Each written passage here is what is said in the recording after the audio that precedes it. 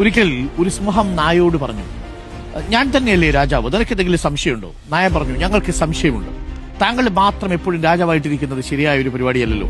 അതുകൊണ്ട് നമ്മൾ ഒരു രാജാവ് ആര് എന്നതിലൊരു ഓട്ട മത്സരം നടത്തണം എന്ന് പറഞ്ഞു. സിംഹം പറഞ്ഞു, അതിനെന്താ, നമുക്ക് ഓരോ ഓട്ട മത്സരം സംഘടിപ്പിച്ചാലേ, നാളെ തന്നെ ആവാം എന്ന് പറഞ്ഞു. അങ്ങനെ സിംഹവും നായയും കൂടി ഓടാൻ തീരുമാനിച്ചു. നായ നാട്ടിലുള്ള മുഴുവൻ നായ്ക്കളോടും ഈ ഓട്ട മത്സരത്തെ കുറിച്ച് പറഞ്ഞു. നാളെതാ സിംഹത്തെ ഞാൻ പരാജയപ്പെടുത്താൻ പോകണം, നിങ്ങളൊക്കെ വരണം, കാണാൻ വേണം എന്ന് പറഞ്ഞു. അത് കഴിഞ്ഞ് ഓട്ട മത്സരം തുടങ്ങി. ഓട്ട മത്സരം തുടങ്ങിയപ്പോൾ ഉണ്ടല്ലോ, സിംഹം പോകുന്ന വഴിയിൽ ഒരു പുല്ല് പോലും കിളിതില്ല, ഒരൊറ്റ ഓട്ടം. പാഞ്ഞുപോയി സിംഹം. പക്ഷെ സിംഹത്തേക്കാൾ വേഗതയുണ്ടായിരുന്ന നായയ്ക്ക് സിംഹത്തിനടുത്തെത്താൻ പറ്റിയില്ല. കാരണം എന്താണെന്നറിയാമോ?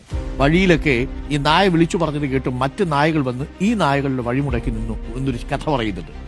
എന്ന് പറഞ്ഞാൽ, നിങ്ങൾ എന്താകണം, നിങ്ങൾ എവിടെ പോകണം എന്നുള്ളത് ചിലപ്പോൾ നിങ്ങളുടെ മാത്രം സ്വകാര്യമായിട്ടുള്ള ഒരു കാര്യമായിരിക്കും.